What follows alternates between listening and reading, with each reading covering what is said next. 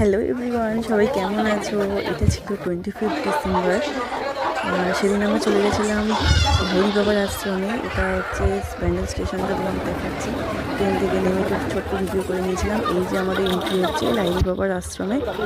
তো ভেতরে আমরা ঢুকছি, ভীষণ সুন্দর ছিল ভেতরটা। দেখো আমাদের সবাইকে, আমাকে কেমন লাগছে সবাই একটু জানিও।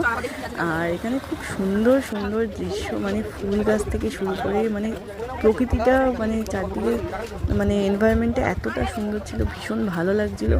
আর আমাকে দেখো লাল ড্রেস পরে কেমন লাগছে, ক্রিসমাস বলে কথা, তাই রেডের তো একটা ভাইব থাকবেই। এবার চলে গেছিলাম আমরা টোকেন কাটতে, ওখানে খাওয়ানোর একটা ব্যাপার ছিল, তো তার জন্য টোকেন কাটতে হয়। 80 টাকা করে টিকিট লেগেছে আমাদের পার হেড। এবার চলে এসেছি ভেতরে, আশ্রমের ভেতরে। তার আগে প্রচুর লাইন দিতে হয়েছে আমাদের। দেখো খুব সুন্দর লাগছিলো চারদিকটা, ভীষণ সুন্দর।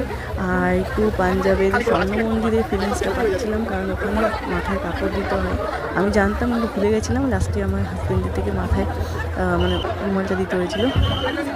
দেখে নাও, এই দেখো চারদিকটা এতটাই সুন্দর ছিল, প্রচুর লোকজন ছিল। 25 ডিসেম্বর বলে কথা, ঘুরতে হবেই। আমার ছেলে ঘুমিয়ে পড়েছিল, আমরা ব্যান্ডেল চার্চে তারপরে গেছিলাম, কিন্তু দুর্ভাগ্যবশত সেদিন ব্যান্ডেল চার্চ পুরোটাই বন্ধ ছিল। তাই শুধু সেখানে বাইরে থেকে ছবি তুলে ভিডিও করে আর একটু মেলা ঘুরে বাড়ি চলে আসতে হয়েছিল। কিন্তু খুব মজা করেছিলাম, সারাদিন দারুণ এনজয় করেছিলাম, খুব ভালো কেটেছিল সারাদিনটা।